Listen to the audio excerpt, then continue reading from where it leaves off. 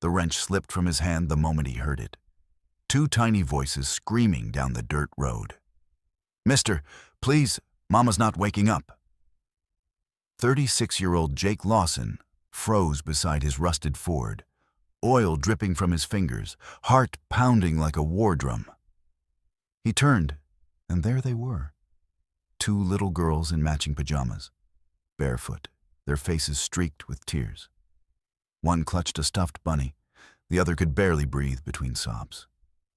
That night, a broken truck, a single dad, and two terrified children collided in a way that would change all their lives forever. Before we dive in, drop a comment with where you're watching from. And don't forget to hit subscribe for more videos like this. Let's begin. Jake rushed toward the girls, wiping his hands on his jeans. Hey, it's okay," he said, kneeling. "Where's your mom?" The older one, maybe 7, pointed toward a small trailer at the edge of the lot. She won't wake up. We tried shaking her." Every instinct in Jake's chest roared to life. He'd seen that look before. Panic, fear, the kind that made kids grow up too fast. He grabbed his jacket and sprinted, boots crunching gravel as he ran into the old trailer. Inside, the air smelled like mold and something sour. A woman lay slumped against the couch, pale as moonlight, lips slightly blue. Jake dropped beside her and pressed 2 fingers to her neck. A faint pulse. Faint. But there. He turned to the twins standing in the doorway, shaking. "What's her name?" "Sarah," the younger whispered. "Mama's Sarah." Jake nodded, checking her breathing. "All right, you two stay right here. Your mom's gonna be okay, I promise." He grabbed his phone, dialing 911 with trembling hands. "Yeah, I've got an unresponsive female. Breathing shallow, pulse weak. Trailer off Route 14, near the old junkyard." When he hung up, he looked at the twins again. "You girls hungry?" They blinked at him, confused. We haven't eaten since yesterday." Jake swallowed hard. His own pantry was running on fumes, canned soup, stale bread. But he smiled anyway. "All right then. We'll fix that after the ambulance gets here." Minutes later, red and blue lights flashed across the dusty field. Paramedics rushed in. One of them, a woman about Jake's age, gave him a look as she assessed Sarah. "Good thing you found her when you did," she said. "She's gonna make it." Jake exhaled in relief. Thank God. When they loaded Sarah onto the stretcher, the girls cried, clinging to her hands, until Jake knelt again. "She'll need you two to be brave right now, okay? I'll follow the ambulance. You're not alone." The paramedic nodded toward Jake. "You family?" He shook his head. "Just a neighbor." But that night, watching those little girls in the back of the ambulance, clutching each other like they'd fall apart if they let go, something in Jake shifted. He knew he couldn't just go back home and pretend it wasn't his problem. Because kindness, he thought, wasn't about what you owed. It was about who you refused to leave behind. The hospital's fluorescent lights buzzed softly above as Jake leaned against the vending machine, a paper cup of coffee cooling in his hand. He'd driven behind the ambulance all the way to Fairview General, his old pickup coughing smoke the whole way. But he couldn't leave. Not after seeing those 2 little girls trembling in the back seat, whispering to their unconscious mom. Through the glass window, he watched them now, sitting side by side in the waiting area. The smaller one, Ellie, had her face buried in her sister's lap. The older one, Lily, was trying to look brave, the way kids do when they think someone needs to. Jake walked over, crouching to their eye level. "You girls doing okay?" Lily nodded, but her voice cracked. "They said Mama's sleeping. She gonna wake up soon?" Jake forced a gentle smile, even though the nurse's earlier words echoed in his head. Possible overdose, severe dehydration, malnutrition. He cleared his throat softly. Yeah, the doctors are taking care of her. She's tougher than she looks, I promise. Ellie's eyes, wide and green, glistened. We don't got anywhere to go. Jake paused. He'd been a single dad long enough to know what fear like that meant. He remembered nights when his son, Mason, asked if they'd still have a home next month. He remembered the sound of silence after his wife left, the kind that filled every corner of the trailer. He looked down at the girls. Hey, he said softly. I've got a spare room. My boy's at his aunt's for the weekend. You can stay with me tonight, just until your mama wakes up. Deal? Lily hesitated. But we don't want to be trouble. Jake shook his head. You won't be. I could use some company. That night, he tucked them into the small couch bed in his living room. He made grilled cheese sandwiches from the last loaf of bread he had, cutting off the burnt edges so Ellie wouldn't notice. When they finally fell asleep, he stood in the doorway, arms crossed, watching their little faces soften in the dim light. It hit him then. How easy it was for people to fall through the cracks, how close he'd come himself. The next morning, Jake dropped by the hospital before heading to work. The nurse, the same one from last night, approached him with tired eyes. You the neighbor? She asked. Yeah, how's she doing? She's stable but weak. If she hadn't been found when she was... She stopped, shaking her head. You might have saved her life. Jake let out a quiet breath. I just did what anyone would. The nurse gave a knowing half-smile. You'd be surprised how few people stop these days. Later, back at his shop, Jake tried to focus on the broken alternator in front of him, but his thoughts kept drifting. To the girls' laughter when he made them pancakes that morning. To the way Ellie hugged him like she hadn't been hugged in months. Around noon, the phone rang. He wiped his hands and picked up. Lawson Auto Repair. Mr. Lawson, this is Dr. Sanders from Fairview General. Sarah Evans, the woman you brought in. She's awake. She's asking for you. Jake froze. For me? She said to thank the man with the old truck who wouldn't stop helping. By the time he reached the hospital again, Sarah was sitting up in bed, pale but alert.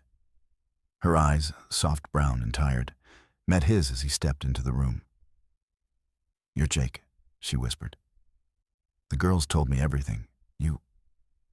You saved my life. He rubbed the back of his neck, suddenly awkward. You did the hard part, staying alive. Tears welled in her eyes.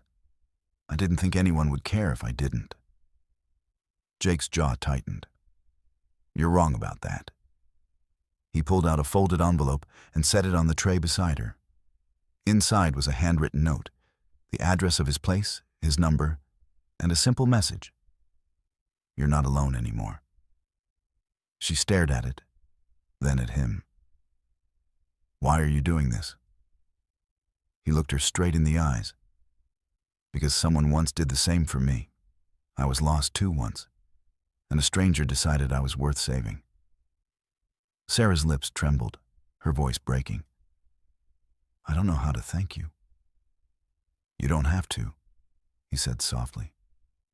Just get better. For them. When he left the hospital that night, the twins were waiting in the hallway, holding a crumpled drawing. 2 stick-figure girls, a smiling mom, and a tall man with a wrench in his hand. Above it, in shaky letters, they'd written, Thank you, Mr. Jake. He smiled through the ache in his chest. Because sometimes, the kindest thing a man can do isn't fixing engines. It's fixing hearts that forgot they were still beating. 3 weeks later, Jake's old house felt different. Warmer, fuller, like the kind of home he'd thought he'd lost for good. The scent of pancakes filled the air as sunlight streaked through the cracked blinds. Ellie sat at the table coloring, her tiny feet swinging above the floor, while Lily carefully poured syrup, tongue between her teeth in concentration. Sarah stood by the stove, her left wrist still bandaged, but her eyes brighter now, alive. She glanced at Jake over her shoulder. "You sure you're okay with us still here? We've taken over your place." Jake grinned, flipping a pancake with a practiced hand. "You're asking the guy who lives on coffee and gas station burritos? Trust me, you're saving me." She smiled faintly, though her voice softened. "You didn't have to do all this, Jake. You barely knew us." He leaned against the counter, arms crossed. "Sometimes strangers show up right when they're meant to. I think we both know that." Sarah looked down at her hands, quiet for a moment. "I was not okay. After my husband passed, I tried to hold everything together for the girls. Bills, rent, work, it all just collapsed. I didn't even realize how close I was to losing them, or myself." Jake's chest tightened. He saw a reflection of his own story. Late nights, fixing cars just to keep the lights on after his wife left, the crushing weight of trying to be both mother and father to his son. "You don't owe me an explanation," he said gently. "You just keep fighting. That's what matters." Her eyes glistened, but she nodded. "I'm trying." The sound of giggling broke through the quiet moment. Ellie had managed to smear syrup across her face, and Lily was laughing so hard she nearly fell from her chair. Jake chuckled, shaking his head. "All right, syrup monsters. Finish up before we're late." "For what?" Sarah asked. He grabbed his cap and pointed outside. "The truck needs a new axle, and I promised these two my secret pancake payment plan. They help me clean the tools, and they get chocolate milkshakes later." Sarah laughed, the sound light and free. "That's bribery, Mr. Lawson." "Smart parenting, Miss Evans," he teased. By mid-afternoon, the sound of wrenches clinking echoed through the small workshop. The girls sat on overturned buckets, humming while they scrubbed greasy rags. Jake worked under the truck, humming to himself until he heard Sarah's voice behind him. "Jake, there's a car out front." He slid out from under the hood, wiping his hands. A sleek black sedan had pulled into the driveway, its windows tinted. Two people stepped out, a woman in a navy coat and a man holding a clipboard. "Are you Jake Lawson?" the woman asked, flashing an ID badge. "We're from Child Protective Services." Jake's heart skipped. He looked at Sarah, whose face drained of color. "Is something wrong?" he asked carefully. The woman's tone was calm but firm. "We received a report about minors being in your care. We just need to confirm their mother's living situation and recovery status." Sarah's hands trembled. "Wait, someone reported us." "It's standard procedure when a parent is hospitalized. We just need to verify everything is stable." Jake could feel the twins clutching his pant leg behind him, their eyes wide.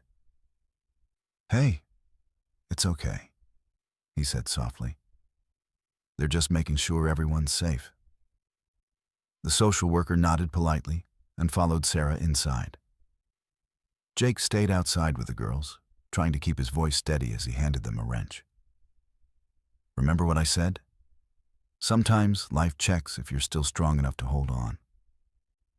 When the agents finally left, Sarah stepped out, tears in her eyes, but smiling. "They said I'm clear. No case. They just needed proof we're okay." Jake exhaled a long breath of relief. "Guess they didn't see the syrup stains on my ceiling." She laughed through her tears, then suddenly hugged him. It caught him off guard, soft, trembling, grateful. "You didn't just save my life, Jake. You gave my girls a home again." He hesitated, then rested his hand gently on her back. "Nah," he murmured. "You did that yourself. I just handed you the tools." 2 months later, Sarah had started working part-time at the diner down the road. She insisted on paying rent. Jake refused. They compromised. She cooked dinner, and he fixed everything that rattled or leaked. Life had a rhythm again. Mornings filled with laughter, evenings with stories, and the occasional broken appliance. One Saturday night, Jake sat on the porch with a cup of coffee, watching the twins chase fireflies. Sarah joined him, wearing one of his old flannels over her t-shirt. "Do you ever miss the quiet?" she asked. He smirked. "Not for a second." She turned toward him, her voice quieter now. "You ever think about what's next?" Jake looked out at the girls and then back at her.